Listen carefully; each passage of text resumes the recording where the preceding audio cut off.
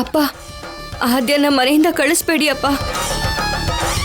ಅವಳ ಮೇಲೆ ಕೋಪ ಮಾಡ್ಕೊಂಡಿದ್ದಾಗ್ಲೇ ಈ ಮನೇಲಿ ಇರೋದಕ್ಕೆ ಬಿಟ್ಟಿದ್ರಿ.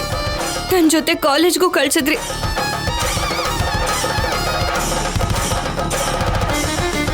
ಈಗ ಆದ್ಯ ಬಗ್ಗೆ ನಿಮ್ಗೂ ಕೂಡ ಒಳ್ಳೆ ಅಭಿಪ್ರಾಯ ಇದೆ ಅಲ್ವಾ ಅಪ್ಪ? ಅವಳನ್ನ ಮನೇಲಿ ಇರೋದಕ್ಕೆ ಬಿಡಿ ಅಪ್ಪ. ಆದ್ಯ, ನಾನು ಹೇಳಬೇಕಿದ್ದನ್ನ ಹೇಳಿದ್ದೀನಿ. ಮುಂದಿನ ನಿರ್ಧಾರ ನಿನಗೆ ಬಿಟ್ಟಿದ್ದು. ದೊಡ್ಡಪ್ಪ ಹೇಳ್ತಿರೋದು ನಿಜಾನೇ. ನಾನು ಇಲ್ಲೇ ಇದ್ರೆ ಸೀನು ಚಾರುನ ಮದ್ವೆ ಮಾಡ್ಕೊಳ್ಳಲ್ಲ. ನನ್ನಿಂದ ಒಂದು ಹೆಣ್ಮಗುಗೆ ಅನ್ಯಾಯ ನಡೀತಿದೆ. ಒಬ್ಬ ದೊಡ್ಡ ವ್ಯಕ್ತಿ ಮಾತಿಗೆ ಬೆಲೆ ಇಲ್ಲದೆ ಇರೋ ಹಾಗಾಗುತ್ತೆ.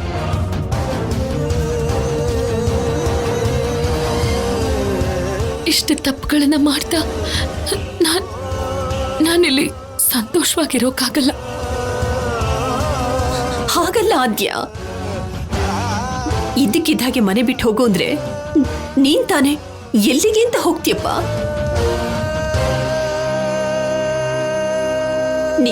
ನಿಮ್ಮಪ್ಪನಿಗೆ ಬಿಸ್ನೆಸ್ಸು ಕೆಲಸದ ಮಧ್ಯೆ ನಿನ್ನ ಬಗ್ಗೆ ಯೋಚನೆ ಮಾಡೋದಕ್ಕೂ ಅವ್ರಿಗೆ ಸಮಯ ಇಲ್ಲ. ನೀನ್ ತುಂಬಾನೇ ಒಂಟಿಯಾಗ್ಬಿಡ್ತೀಯ ಕಂದ. ನಿಮ್ಮಮ್ಮನಿಗೆ ನಾನು ಕೊಟ್ಟಿರೋ ಮಾತನ್ನ ಮರ್ತು ಬಿಟ್ಟಿ ಆದ್ಯಾ? ಅಮ್ಮ ನನ್ನ ಜೊತೆಲಿ ಇಲ್ದೆ ಹೋದ್ರು ನಾನು ಸಂತೋಷವಾಗಿರ್ಬೇಕು ಅಂತ, ಒಳ್ಳೇದು ಕೆಟ್ಟದ್ದು ತಿಳ್ಕೋಬೇಕು ಅಂತ ನಿಮ್ಮ ಹತ್ರ ಕಳ್ಸಿದ್ದಾರೆ. ಈಗ ದೊಡ್ಡಪ್ಪ ನಾನು ಕರೆಕ್ಟ್ ಅಂತ 100 ಮಾರ್ಕ್ಸ್ಗಳನ್ನ ಕೊಟ್ಟು ಪಾಸ್ ಮಾಡಿದ್ದಾರೆ ದೊಡ್ಡಮ್ಮ.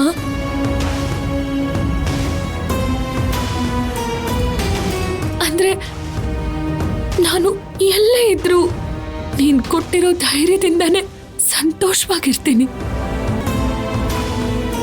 ಇದೆ ಅಲ್ವಾ ನನ್ನ ಮಮ್ಮ ಕೇಳ್ಕೊಂಡಿದ್ದು? ಹಾಗಲ್ಲ ಆದ್ಯ. ದೊಡ್ಡಪ್ಪ, ನೀವು ಹೇಳ್ದ ಹಾಗೆ ನಾನು ಮಾಡ್ತೀನಿ.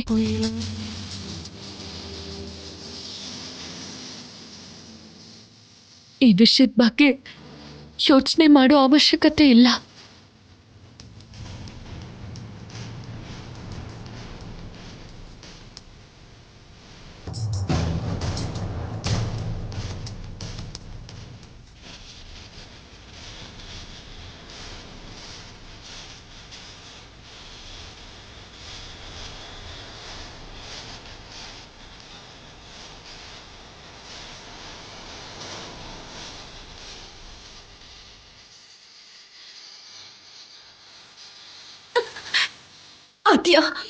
ಆದ್ಯ ನನ್ನ ಮಾತನ್ನು ಕೇಳಮ್ಮ. ನೀನ್ ಇಲ್ಲೇ ಇದ್ಬೇಡು. ಆದ್ಯ, ಮತ್ತೆ ನಮಗ್ ಬೇಜಾರ್ ಮಾಡ್ಬೇಕು ಅನ್ಕೋತಿದ್ಯಾ? ನೀನಿಲ್ಲ ಅಂದ್ರೆ ಅಪ್ಪ ಹೋಗು ಅಂತ ಹೇಳಲ್ಲ ಆದ್ಯ. ನೀನ್ ಇಲ್ಲೇ ಇದ್ಬಿಡ್ತೀನಿ ಅಂತ ಹೇಳ್ಬೋದಲ್ಲ. ಇಲ್ಲ ರಾಜಲಕ್ಷ್ಮಿ, ದೊಡ್ಡಪ್ಪ ಹೇಳಿದ್ರಲ್ಲಿ ನಿಜ ಇದೆ. ನನ್ನಿಂದ ಮದುವೆ ನಿಂತು ಹೋಗೋದು ನನಗೆ ಇಷ್ಟ ಇಲ್ಲ. ಆಗ್ಲೇ ಹೊರಟೋಗ್ಬೇಕಿತ್ತು. ಇಷ್ಟೆಲ್ಲ ದೊಡ್ಡದಾಗೋದಿಲ್ಲ ಅನ್ಕೊಂಡು ಇಲ್ಲ ಇದ್ದೆ. ಇವಾಗ ಅರ್ಥ ಆಯ್ತು ನಾನು ತುಂಬಾ ದೂರ ಹೊರಟೋಗ್ಬೇಕು ಅಂತ. ಅಯ್ಯೋ, ಹಾಗಲ್ಲ ಆದ್ಯ. ನೋಡು, ನೀನ್ ಯಾವ ತಪ್ಪನು ಮಾಡಿಲ್ಲ ಅಲ್ವಾ? ಹಾಗಿದ್ಮೇಲೆ ನೀನ್ ಯಾಕೆ ಮನೆ ಬಿಟ್ಟು ಹೋಗ್ಬೇಕು? ತಪ್ಪು ನಾನು ಮಾಡದೆ ಹೋದ್ರು ಇಷ್ಟೆಲ್ಲ ನಡೆಯೋದಕ್ಕೆ ಕಾರಣ ನಾನೇ ಅಲ್ವಾ? ನಾನೊಂದ್ ವೇಳೆ ಈ ಮನೆಗೆ ಬರ್ದೇ ಇದ್ದಿದ್ರೆ ಸೀನು ನನ್ನ ಪ್ರೀತಿಸ್ತಾನೆ ಇರಲಿಲ್ಲ. ಚಾರು ಮದ್ವೆ ನಿಂತು ಹೋಗ್ತಾ ಇರಲಿಲ್ಲ. ದೊಡ್ಡಪ್ಪ ಪಂಚಾಯಿತಿಯಲ್ಲಿ ಅವ್ರ ತಲೆನ ತಗ್ಗಿಸ್ಕೊಳ್ತಾನೆ ಇರಲಿಲ್ಲ. ಇದರಲ್ಲಿ ಸೀನು ಮಾವಂದೆ ತಪ್ಪು ಅಂತ ಅಪ್ಪನೂ ಹೇಳಿದ್ರಲ್ಲ ಆದ್ಯ. ನೀನ್ ಇಲ್ಲೇ ಇರ್ತೀನಿ ಅಂತ ಅವ್ರಿಗೆ ಹೇಳಿದ್ರೆ ಅವ್ರು ಖಂಡಿತ ಬೇಡ ಅನ್ನಲ್ಲ. ಕೆಲವೊಂದ್ಸಲ ನಾವು ತಪ್ಪು ಮಾಡದೆ ಹೋದ್ರು ತಲೆ ಬಾಗ್ಬೇಕು ಅಂತ ಈ ಮನೆಯಲ್ಲೇ ನಾನು ಕಲ್ತಿದ್ದು. ಅಯ್ಯೋ ಆದ್ಯ, ಆದ್ಯ,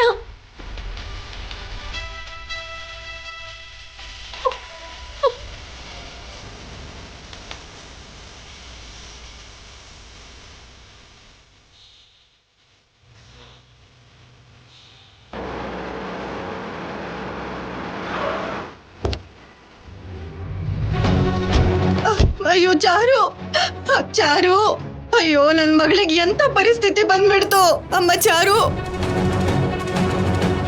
ಅಮ್ಮ ಚಾರು, ಏನಮ್ಮ ಇದು? ನೀನ್ ಯಾಕಮ್ಮ ಇಲ್ಲಿ ನಿಂತಿದ್ಯಾ? ನಾವಿನ್ನೂ ಬದುಕಿದೀವಿ, ಸತ್ತಿಲ್ಲಮ್ಮ. ಬರಮ್ಮ, ಮನೆಗೆ ಹೋಗೋಣ ಬಾಮ್ಮ. ನಾನ್ ಬರಲ್ಲ. ಅಮ್ಮ ಚಾರು, ಏನೇ ಈ ಮೊಂಡತನ? ಹೆಣ್ಮಗಳು ಅಂತ ಕೂಡ ನೋಡ್ದೆ ನಿನ್ನ ಆಚೆನೆ ನಿಲ್ಸಿದಾರಲೆ. ಇಂಥ ಮನೆಗ ನಿನ್ನ ಸೊಸೆಯಾಗಿ ಕಳಿಸ್ಬೇಕಾಗಿರೋದು.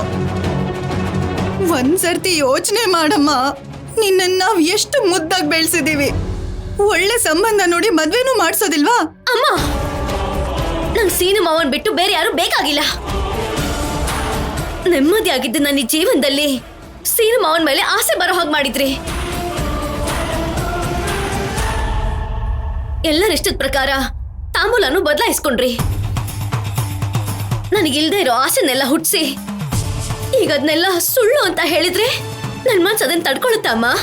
ನನ್ ಮೊದ್ಲಿದ್ದ ಹಾಗೆ ಆಗ್ಬಿಡ್ತೀರಾ ಅಮ್ಮ? ಅದನ್ನ ಅವ್ರು ಅರ್ಥ ಮಾಡ್ಕೋಬೇಕಮ್ಮ. ಅವ್ರಿಗೆ ನಿನ್ ನೋವೇ ಅರ್ಥ ಆಗ್ತಿಲ್ವೇ? ನೋಡು ಚಾರು, ಯಾವಾಗ್ಲೂ ಸೀನು ಬಗ್ಗೆನೇ ಯೋಚಿಸ್ತೀಯಾ? ಒಂದ್ಸಲ ನಿನ್ ಹೆತ್ತವ್ರ ಬಗ್ಗೆನೂ ಯೋಚಿಸಮ್ಮ. ಅಮ್ಮ, ನನ್ನ ಮಾತು ಕೇಳು, ಮನೆಗೆ ಹೋಗೋಣ ಬಾಮ್ಮ. ಅಪ್ಪ, ಇದೇನೆ ನನ್ ಮನೆ. ಮಾವನ್ ಜೊತೆ ನಿಶ್ಚಿತಾರ್ಥ ಆಗಿದ್ದೀನಾನೆ ನಾನು ಈ ಮನೆ ಸೊಸೆ ಅಂತ ಫಿಕ್ಸ್ ಆಗ್ಬಿಟ್ಟಿದ್ದೀನಿ. ನನಗೆ ಸೀನು ಮಾವ ಬೇಕು ಅಷ್ಟೇ.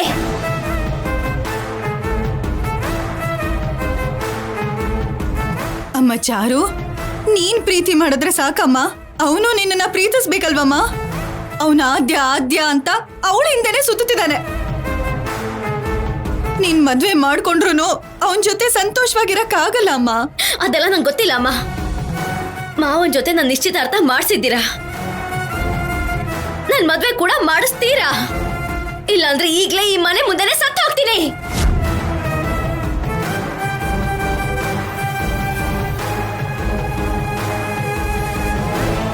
ಅಯ್ಯೋ ಅಯ್ಯೋ, ನನ್ ಮಗಳ ಜೀವನ ಹಾಳಾಗೋಯ್ತು. ಒಂದ್ ಹೆಣ್ಣು ಮಗಳನ್ನ ಗೋಳೈಕೋತಿರಲ್ಲ, ನೀವು ಸರ್ವನಾಶ ಆಗೋಗ್ಬೇಕು. ಅಮ್ಮ, ನನಗೇನಂದ್ರೂ ಸಹಿಸ್ಕೋತೀನಿ. ಅದೇ ನನ್ ಗಂಡನ ಮನೆಯವ್ರಿಗೆ ಏನು ಅನ್ಬೇಡ. ಇಲ್ಲಿಂದ ಹೊರಟು ಹೋಗಿ. ಅಮ್ಮ ಚಾರು, ಎಷ್ಟು ಹೇಳಿದ್ರು ಅರ್ಥನೇ ಮಾಡ್ಕೊಳಲ್ವಲ್ಲಮ್ಮ. ನಿನ್ಗೇನಾದ್ರೂ ಆದ್ರೆ ಆ ಪಾಪ ಇಲ್ಲಿಗೆ ಮುಗಿಯಲ್ಲಮ್ಮ. ನೋಡು, ಇವರೆಲ್ಲ ನಾಶ ಆಗೋಗ್ತಾರೆ. ಅಪ್ಪ, ಇಲ್ಲಿಂದ ಹೊರಟು ಹೋಗಿ. ನಿಮ್ಗೆ ಹೇಳ್ತಾ ಇರೋದು, ಇಲ್ಲಿಂದ ಹೊರಟು ಹೋಗಿ.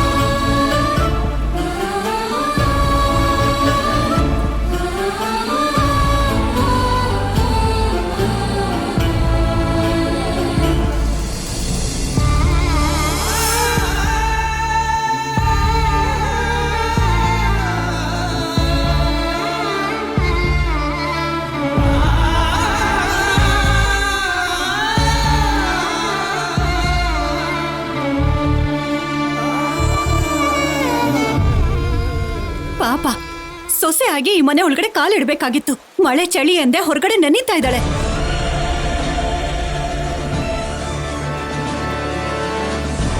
ಏನು ಅಂದ್ರೆ ಚಾರು ನೆನೀತಾ ಇರೋ ಹಾಗೆ ಏನಾದ್ರೂ ಉಪಾಯ ಯೋಚಿಸ್ರಿ. ನೋಡು ಪದ್ಮ, ನಮಗೆ ಯಾವಾಗ ಏನು ಆಗಬೇಕು ಯಾವಾಗ ಏನು ಆಗಬಾರ್ದು ಅಂತ ಮೇಲ್ನವನು ಬರ್ದಿಟ್ಟಿದ್ದಾನೆ.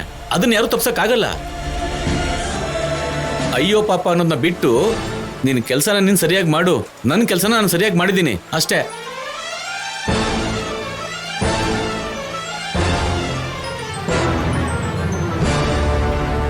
ಎಷ್ಟೋ ಮುದ್ದಾಗಿ ಈ ಕೈಯಲ್ಲಿ ಚಿಕ್ಕ ವಯಸ್ಸಿಂದ ಆಡ್ಸಿದೀನ್ರಿ.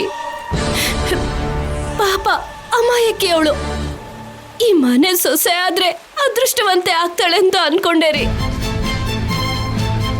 ಆದ್ರೆ ಅವಳ ಜಾತಕದಲ್ಲಿ ಇಷ್ಟೊಂದು ದುರದೃಷ್ಟ ಬರ್ದಿದೆ.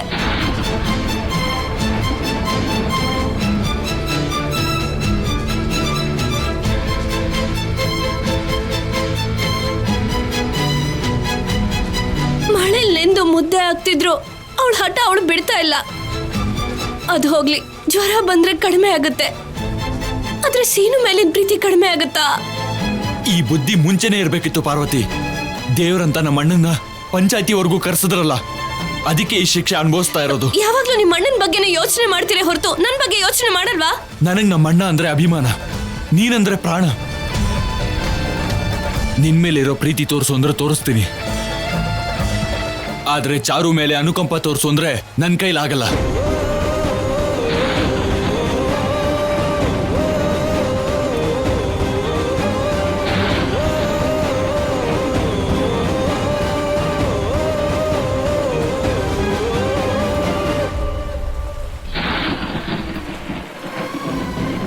ರಾಜಲಕ್ಷ್ಮಿ, ಚಾರು ಸೀನುನ ಅಷ್ಟೊಂದು ಪ್ರೀತಿಸ್ತಾಳ? ಸೀನು ಮಾವನ್ ಪ್ರೀತಿಸ್ತಾ ಇದ್ದಾಳೋ ಇಲ್ವೋ ಗೊತ್ತಿಲ್ಲ, ಆದ್ರೆ ನಮ್ಮನ್ ಮಾತ್ರ ದ್ವೇಷಿಸ್ತಾ ಇದ್ದಾಳೆ. ಇದುವರೆಗೂ ಯಾರೂ ಅವಮಾನಿಸದೇ ಇರೋ ರೀತಿಲಿ ಅವಮಾನಿಸಿದಾಳೆ. ಅದೇನು?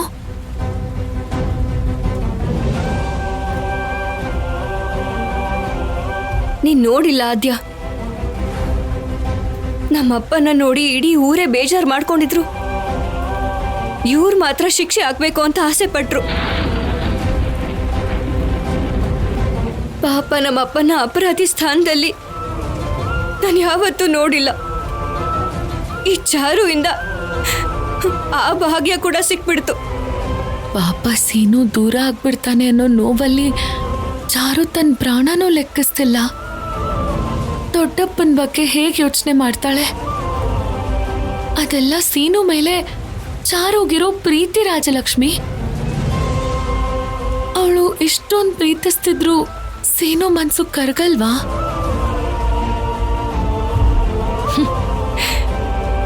ನೀನು ತುಂಬಾ ಅಮಾಯಕಿ ಆದ್ಯ. ಅವಳಿಗೆ ನಿನ್ ಕಂಡ್ರೇನೆ ಇಷ್ಟ ಇಲ್ಲ, ಆದ್ರೂ ಅವಳು ಚೆನ್ನಾಗಿರ್ಬೇಕು ಅಂತ ಆಸೆ ಪಡ್ತಿದ್ಯಾ.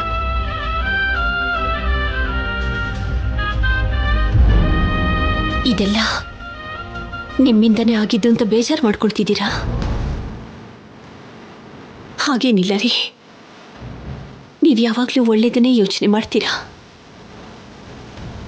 ಚಾರುಗೆ ನಮ್ಮ ಮೇಲೆ ನಂಬಿಕೆನೇ ಇಲ್ಲದೆ ಪಂಚಾಯಿತಿ ನಡೆಯೋ ಹಾಗೆ ಮಾಡಿದ್ಲು.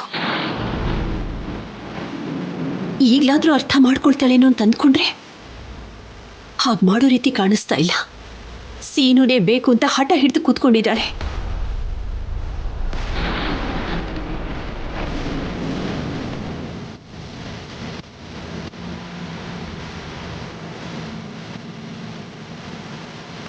ನೀನು ಮಳೆಯಲ್ಲಿ ನಿಂತ್ಕೊಂಡಿದ್ದ ತಕ್ಷಣ ನನ್ನ ಮನಸ್ಸು ಕರ್ಗೋಗುತ್ತೆ ಅನ್ಕೊಂಡಿದ್ಯಾ ಚಾರು? ನೀನು ಮಾಡಿರುವಂಥ ಅವಮಾನಕ್ಕೆ ಪಂಚಾಯಿತಿಲಿ ಮಾವನ ಮನಸ್ಸು ಎಷ್ಟು ನೊಂದಿದೆ ಅಂತ ಯೋಚನೆ ಮಾಡಿದ್ಯಾ ನೀನು? ನಿನ್ನಂತೊಳಗೆ ಶಿಕ್ಷೆ ಆಗಲೇಬೇಕು.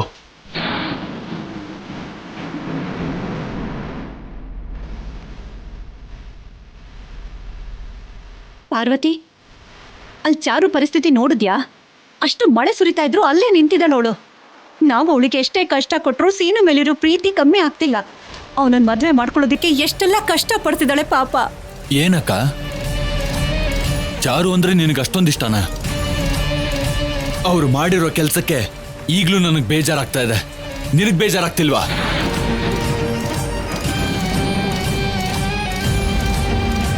ಚಾರು ನಿನಗೆ ಮಳೆಯಲ್ಲಿ ನೆನೀತಾ ಇರೋದು ಮಾತ್ರ ಕಾಣಿಸ್ತಿರ್ಬೋದು, ಊರಲ್ಲಿ ಅಣ್ಣನಿಗಾಗಿರೋ ಅವಮಾನ ನೆನೆಸ್ಕೊಂಡ್ರೆ ನನ್ನ ಹೃದಯ ಒಡೆದೋಗ್ತಿದೆ ಅಕ್ಕ. ಲೋ, ತಪ್ಪೆಲ್ಲ ಅವಳ್ದೆ ಅನ್ನೋ ಥರ ಮಾತಾಡ್ತಿದ್ಯಲ್ಲ. ಮದ್ವೆ ಫಿಕ್ಸ್ ಆಗಿ ಮುಹೂರ್ತ ಇಟ್ಮೇಲೆ ಬೇರೆ ಹುಡುಗಿನ ಪ್ರೀತಿಸ್ತಾ ಇದೀನಿ ಅಂದ್ರೆ ಯಾವ ಹುಡುಗಿ ತಾನೇ ಕ್ಷಮಿಸ್ತಾಳೆ?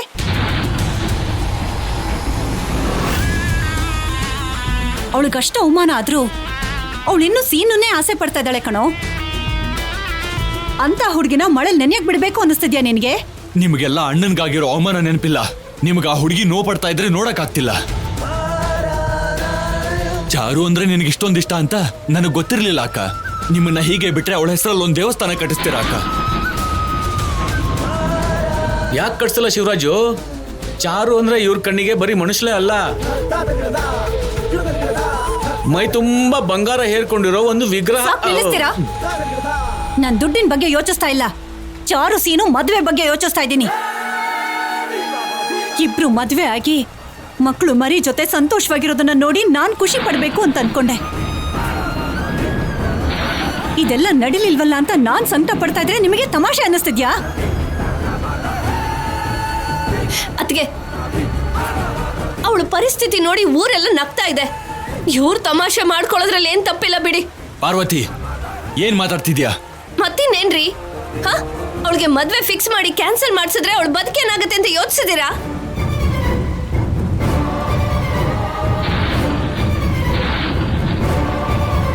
ಅಣ್ಣನ್ನ ಅವರಲ್ಲಿ ಯಾರಾದ್ರೂ ಒಪ್ಪಿಸ್ಬೋದಿತ್ತು.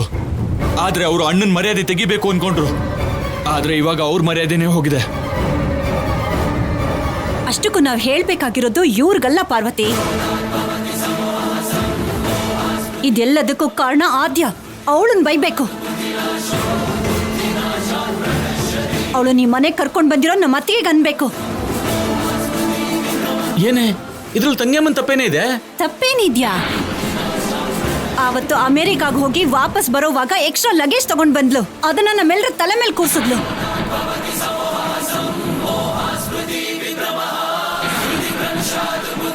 ಅವಳಿಂದಾಗಿ ನನ್ ಮಗನ್ ಮದ್ವೆನೆ ನಿಂತು ಹೋಯ್ತು. ನಮಗ್ ಗೌರವ ಕೊಡ್ತಾ ಇದ್ದಂತ ಬೀಗ್ರು ಮನೆ ಬಾಗ್ಲಿಗೆ ಬಂದು ಬಾಯಿಗೆ ಬಂದ ಹಾಗೆ ಬೈದ್ರು.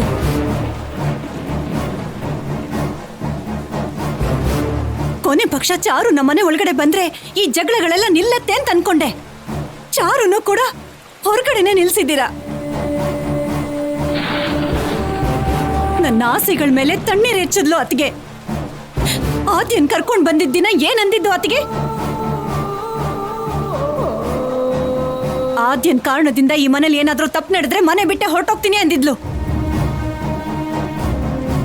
ಸೀನು ಮತ್ತೊಬ್ಬರಿಗೆ ಗಂಡ ಆಗ್ತಾ ಇದ್ದಾನೆ ಅಂತ ಗೊತ್ತಿದ್ದು ಕೂಡ ಅವನನ್ನ ಮದ್ವೆ ಆಗೋದಿಕ್ಕೆ ಆದ್ಯ ಸಿದ್ಧವಾಗಿದ್ಲು. ಇವತ್ತೇನ್ ಅತ್ತಿಗೆ ಮನೆಯಿಂದ ಆಚೆ ಹೋಗಿಲ್ಲ.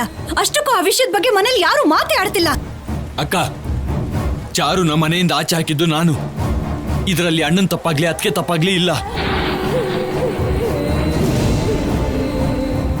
ಈ ಮನೇಲಿ ಯಾರಾದ್ರೂ ತಪ್ಪು ಮಾಡಿದವರು ಇದ್ದಾರೆ ಅಂದ್ರೆ ಅದು ನಿನ್ ಮಗ ಮಾತ್ರ.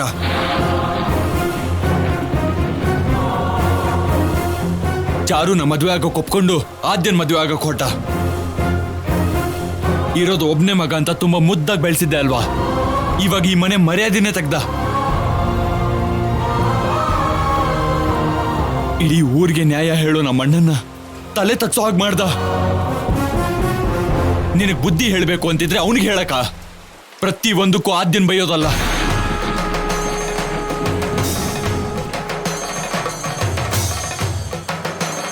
ಆದ್ಯನ್ ಸ್ಥಾನದಲ್ಲಿ ಬೇರೆ ಯಾರಾದ್ರೂ ಇದ್ದಿದ್ರೆ, ಆದ್ಯ ಸೀನುನ ಮದ್ವೆ ಆಗಿದ್ರೆ ಇಷ್ಟೊತ್ತಿಗಾಗ್ಲೇ ಇಲ್ಲಿ ಏನ್ ನಡೆದಿರೋದು ಅಂತ ಯೋಚನೆ ಮಾಡಿದ್ಯಾ?